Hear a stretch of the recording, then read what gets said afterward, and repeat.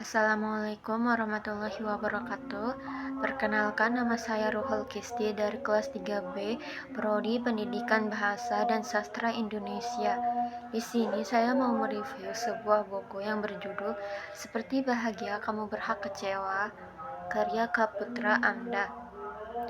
Kaputra Amda merupakan nama pena dari Zaka Putra Ramdhani, penulis buku bestseller Gestur 2017 dan Blitz Hypnotic 2017, dan Move On Your Habits 2018. Tertarik dengan topik kesehatan mental dan mendalami tema tersebut secara otodidak. Membaca buku pengembangan diri yang merupakan salah satu buku kegemarannya. Menjadi kolumnis di beberapa surat kabar juga masih dia lakoni. Menulis merupakan fondasi yang sedang dia kembangkan untuk menyempurnakan bakat dan minatnya di bidang literasi, cetak, dan digital. Sedangkan sinopsisnya yaitu, aku nggak boleh sedih, aku nggak kecewa, apalagi marah. Aku pasti bisa melewati masa sulit ini. Pernah punya pemikiran seperti itu? Kalau iya, itu tanda kamu sedang toksik sama diri sendiri. Istilah lainnya, kamu sedang berada pada fase toxic positivity. Ialah kondisi ketika kamu menuntut dirimu sendiri untuk selalu berpikir dan bersikap positif dan denial terhadap emosi negatifmu. Banyak buku dan literatur yang menggemakan tentang dahsyatnya energi berpikir positif.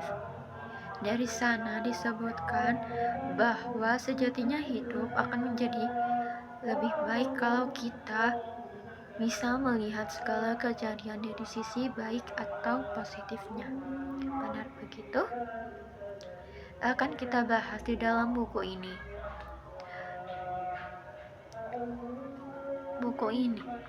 Buku ini mengajarkan bahwa kita tidak bisa terus berpikir positif dalam keadaan yang sedang negatif, seperti contohnya itu Dux Syndrome, yaitu Dux Syndrome istilah awam bagi kalangan umum, tapi di dunia bidang psikologi istilah ini sangat familiar didengar. Dux Syndrome adalah istilah untuk menganalogikan seseorang yang sedang berpura-pura dalam kondisi yang baik, padahal ia sedang tidak baik-baik saja. Pernah melihat bebek berenang kan? Dux Syndrome digambarkan dengan aktivitas bebek yang sedang berenang. Coba kita perhatikan saat berenang, bagian atas atau tubuh seekor bebek terlihat terus melaju dengan tenang. Iya bukan? Dengan tenang. Iya bukan? Tapi tahukah kamu apa sebetulnya yang terjadi? Tubuh bebek memang terkesan berenang dengan tenang dan lancar. Tapi di bagian bawah ada sepasang kaki kecil yang terus-terusan bergerak susah payah demi bisa mengapung dan berenang ke tepi daratan. Bebek bisa saja merasakan kelelahan, sebab kedua kakinya terus bergerak, berupaya sampai ke permukaan. Kondisi demikian hampir dialami semua orang, tak terkecuali kamu sendiri. Lantas, apa saja pemicu terjadinya Dux Syndrome? Yang pertama ada permasalahan lingkungan, baik di keluarga, sekolah, tempat kerja, dan lingkungan masyarakat. Yang kedua, berawal dari gaya pengasuhan yang membuat kita sulit menunjukkan rasa struggle-nya. Yang ketiga, kesulitan untuk mengekspresikan diri. Keempat, pengaruh media sosial yang hanya memperlihatkan kebahagiaan. Yang kelima dan terakhir, perasaan sendiri atau helpless. Lalu bagaimana sih cara supaya kita bisa lebih aware dengan pikiran dan perasaan kita? Tentu perlu memahami bahwa apa yang kita lihat di dunia nyata maupun dunia maya tidak selamanya benar. Kita harus fokus terhadap diri kita sendiri dan refleksikan semua kebutuhan kita. Ingat bahwa yang kita anggap sulit sebenarnya juga tidak akan benar-benar sulit.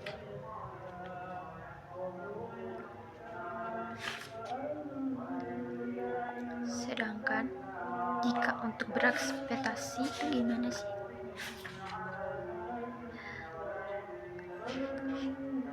Ada satu kalimat dari Raspberry Golden, yaitu dengan pikiranmu, kamu tengah membangun hidupmu setiap hari, bahkan setiap jam. Kamu sedang memahat nasibmu sendiri.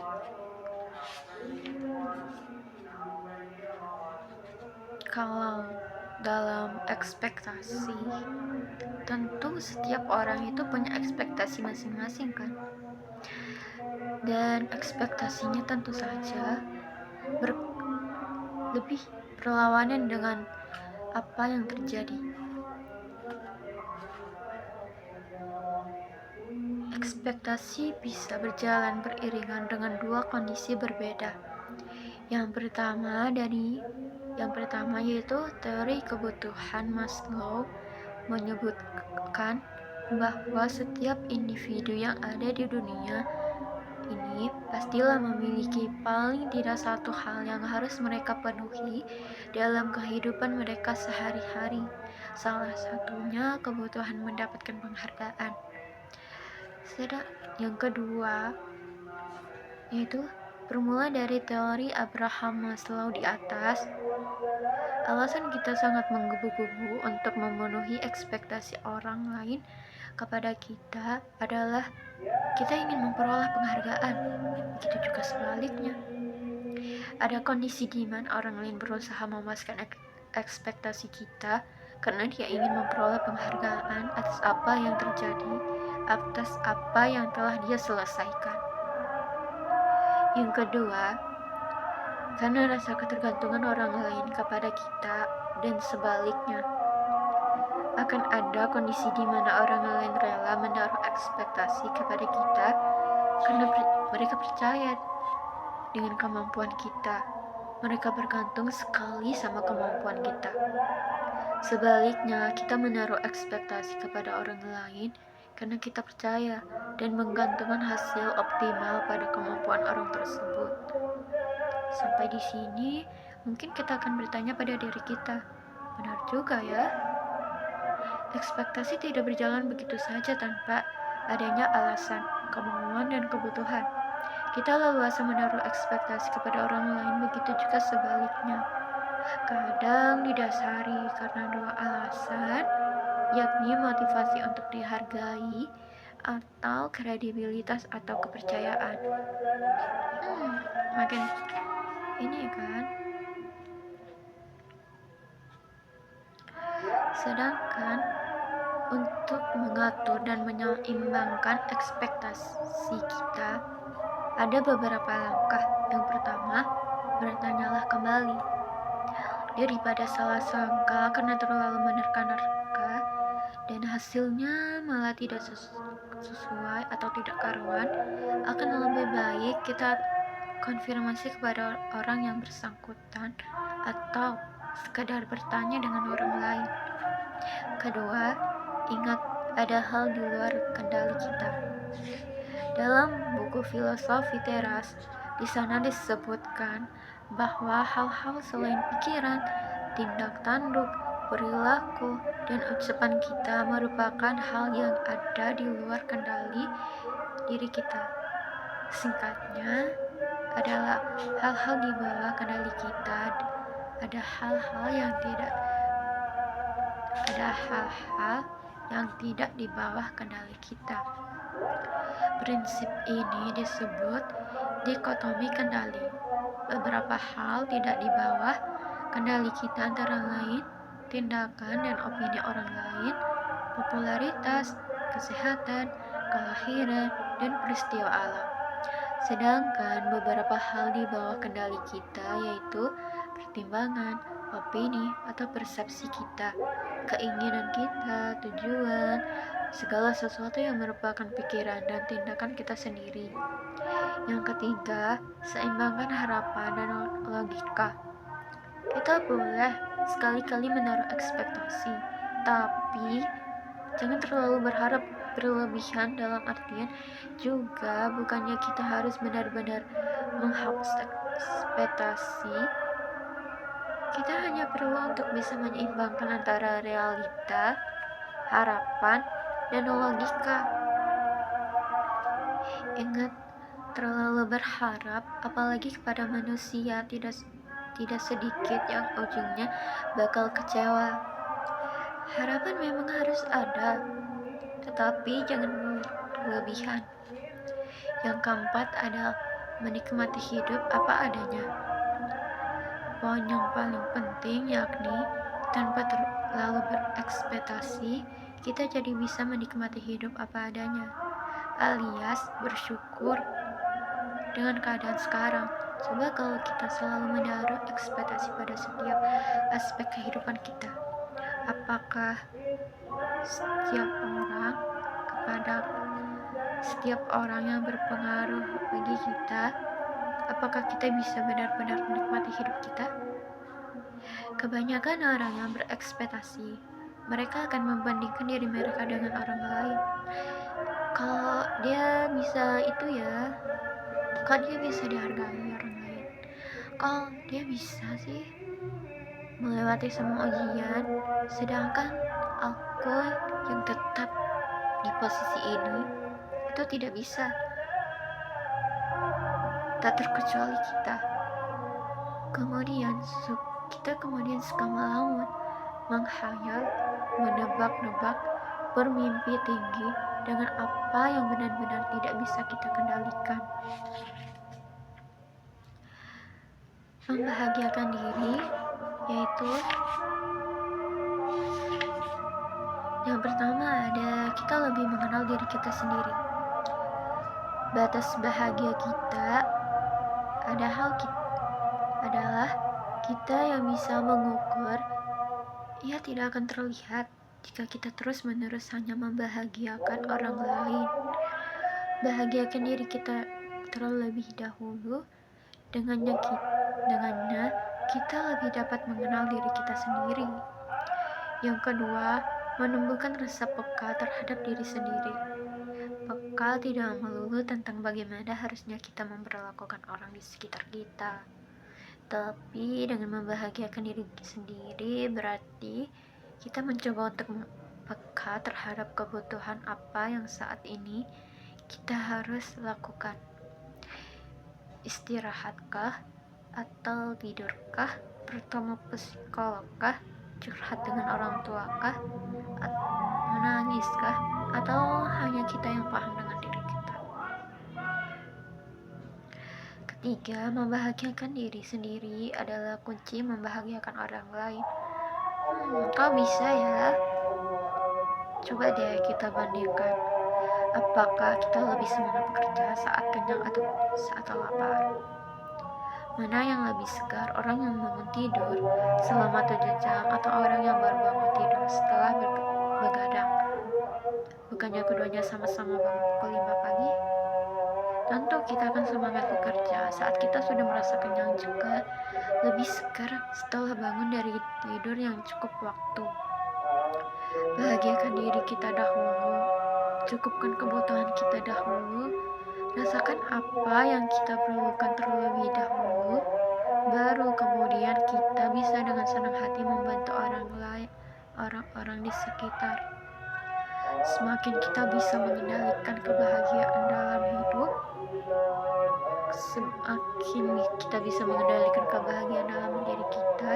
semakin besar pula kemungkinan kita untuk membawa energi positif untuk disebarkan kepada orang-orang di sekitar kita. Jadi, kunci untuk membahagiakan orang lain adalah membahagiakan diri kita sendiri terlebih dahulu.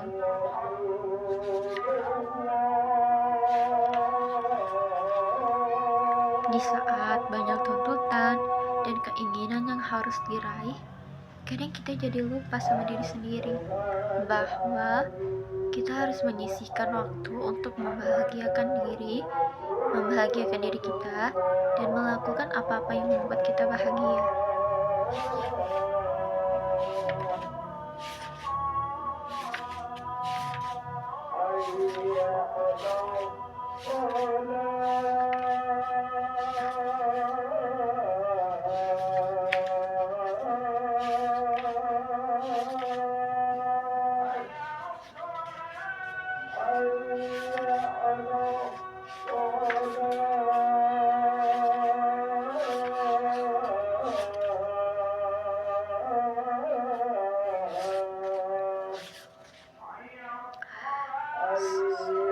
Semua sudah sesuai porsinya.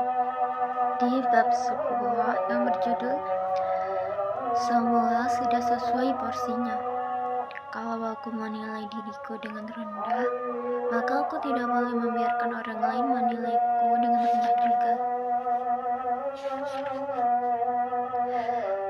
Kita sebenarnya hanya butuh orang yang tepat untuk berbagi cerita.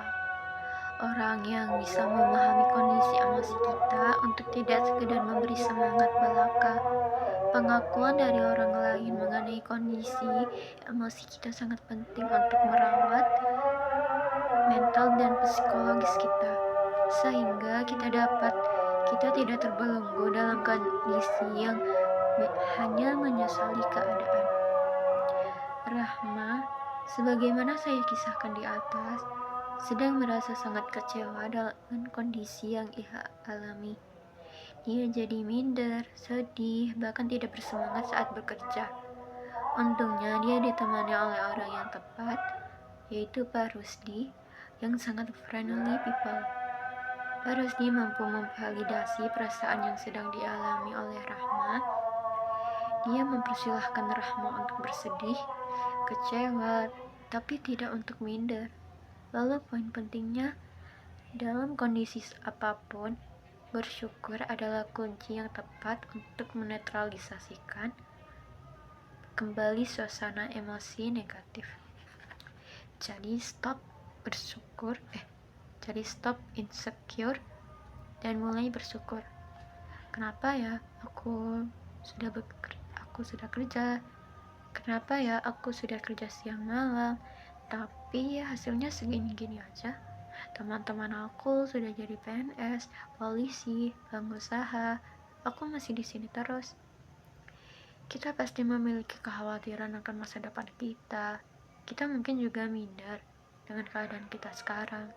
Namun, kita harus tetap memiliki motivasi untuk melanjutkan apa yang sedang kita kerjakan sekarang. Dalam buku The Book of Affirmation oleh Sharon Elaine menulis bahwa dalam keadaan yang sulit, pikiran kita cenderung dipenuhi oleh hal-hal yang negatif yang bisa membawa kita menjauh dari impian kita. Ingat, value kita dinilai oleh diri kita sendiri, baru orang lain, bukan terbalik. Kita menilai value kita dengan melihat value orang lain. Penerimaan atas kondisi diri dan emosi psikologi itu penting untuk merawat mental kita. Tentunya supaya kita tidak minder, lantas berujung sedih dan tak bersemangat. Lantas bagaimana ya cara agar kita bisa mengubah sudut pandang, agar kita bisa memiliki nilai yang lebih dibandingkan diri kita sebelumnya? Mana ya? Yang pertama adalah mulai berpikir realistis. Belum terlambat untuk mengakhiri perasaan minder dan insecure sebelum kita benar-benar merasa menderita karena tidak pernah bisa menerima kondisi terbaik kita versi sekarang. Ada 2 cara yang bisa kita lakukan untuk memulai kebiasaan bersyukur, yakni cobalah untuk mulai berpikir realistis. Di mana hal-hal yang saat ini baik untuk kita, mana sih hal-hal yang saat ini baik untuk kita, dan mana yang buruk jika kita terlalu memaksa diri untuk mendapatkannya. Yang kedua, bersyukur setiap hari. Mulai hari ini tulislah sedikit 10 halaman atau atau 10 hal yang patut kita syukuri. Misalnya, aku bersyukur masih memiliki pekerjaan. Aku bersyukur masih memiliki kendaraan yang bisa digunakan untuk mobilitas harian. Aku bersyukur masih bisa melihat teman-teman di tempat kerja setelah lama hanya sendirian di dalam kamar. Dan hal-hal kecil lain yang bisa kita syukuri. Ketiga, berterima kasih kepada Tuhan. Terakhir, masih dari buku Setengah Isi Setengah Kosong, Perlindungan Mark Paul, dijelaskan bahwa salah satu kebahagiaan manusia yang paling hakiki adalah senantiasa mengucap syukur kepada penciptanya atas apa yang telah diterimanya setiap hari. Jadi untuk kita jangan malu-malu untuk mengungkapkan rasa syukur ya. Misalnya dengan mengucapkan rasa terima kasih, rasa terima kasih kepada orang-orang yang telah membantu kita, berterima kasih kepada orang-orang kepercayaan yang mau dengan sukarela menerima keluh kesah kita dan mendengarkan dengan baik kekecewaan kita dan perasaan, dan berterima kasih kepada Tuhan atas karunia yang kita dapatkan hingga saat ini.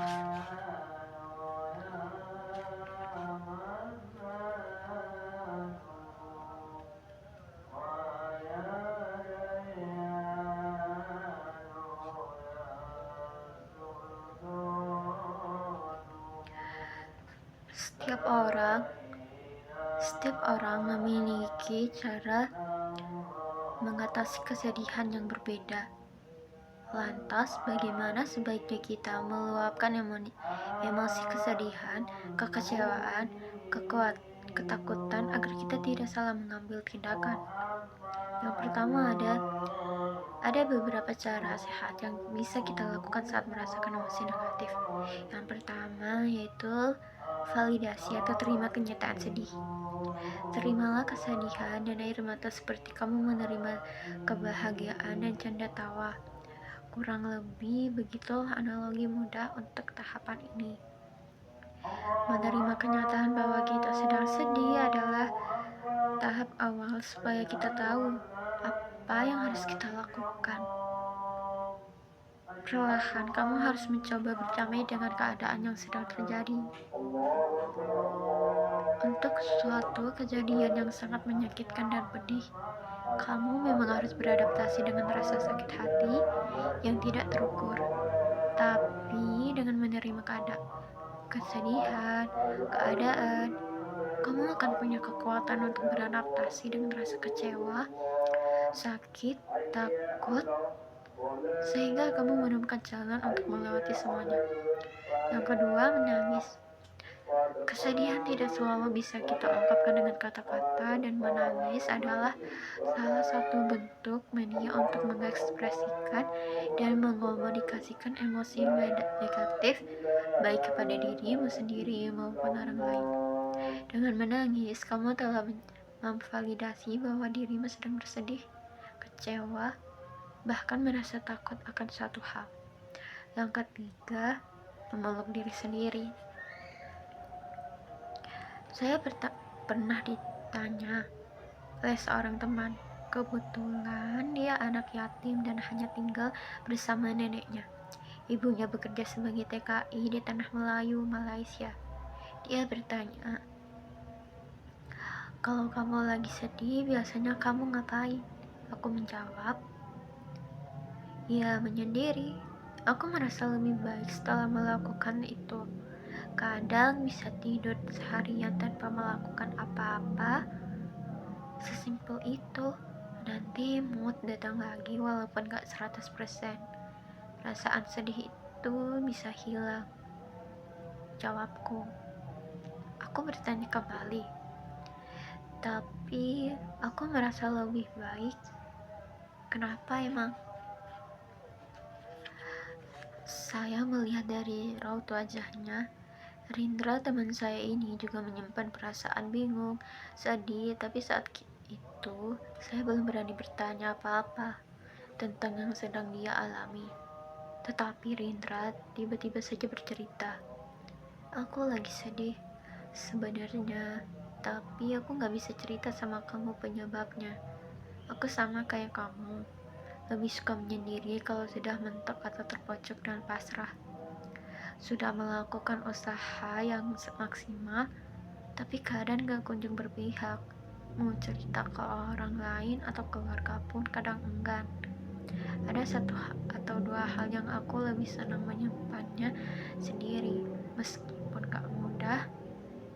Hingga suatu titik aku sadar, ternyata aku gak punya siapa-siapa kecuali diriku sendiri. Kalau sudah kayak gitu, aku mulai berdamai sama diri sendiri dengan memeluk duluku sendiri. Jawabnya, aku bertanya-tanya, gimana caranya memeluk diri sendiri? Dia menjawab, berdiri di depan cermin, silangkan tangan kayak memeluk sambil aku tepuk-tepuk sendiri lengan atau bahuku. Terus ngomong dengan bayanganku di depan cermin, it's okay, gak apa-apa, aku tahu sekeras apa kita udah berusaha. Makasih ya, kita serahkan ke Tuhan ya. Ternyata hidup tuh seperti ini, gak selamanya kita dapat yang kita inginkan dan butuhkan. Gak apa-apa kita ngerasain susah dan sakitnya sekarang, itu membuat kita kuat, bukan? Aku sayang kamu gak akan sendirian lagi. Maafin aku yang selama ini terus nyalahin kamu. Makasih udah bertahan dan berjuang sejauh ini. Aku bangga sama kamu. Kalau mau nangis ya nangis saja. Aku mencoba memahami cerita Rindra. Yang ketiga, menceritakan kepada orang yang dipercaya. Sesi curhat kadang menjadi obat bagi beberapa orang untuk manual maksudnya itu yang keempat ya, menceritakan kepada orang-orang yang dipercaya. Sesi curhat kadang menjadi obat bagi beberapa orang untuk membuangkan segala unek-unek, termasuk emosi negatif. Kamu bisa menceritakan kebahagiaan kepada orang lain. Kenapa itu tidak kamu lakukan saat kamu merasa kecewa, sedih, tertekan, takut, dan menemui jalan buntu akan masalahmu? Yang kelima, berkeliling. Cara lain untuk mengekspresikan kesedihan juga bisa kita lakukan dengan berkeliling ke lokasi-lokasi favorit kita. Beberapa orang senang dengan aktivitas jalan-jalan pagi di sekitaran komplek atau tempat tinggal setelah semalaman. Menenangkan diri sendiri. Setelah semalaman tidur menenangkan diri. Yang kelima, menulis diari. Langkah ini tidak semua orang bisa menerapkan. Menulis perasaan dan suasana hati dalam secari kertas adalah cara bagi kita yang tidak bisa mengungkapkan kesedihan lewat tutur kata. Kita tidak bisa bercerita dengan orang lain, bingung harus berbuat apa untuk mengalihkan kesedihan. Media yang kita bisa lakukan adalah hanya menulisnya.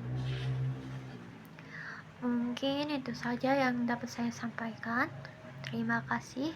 Assalamualaikum warahmatullahi wabarakatuh.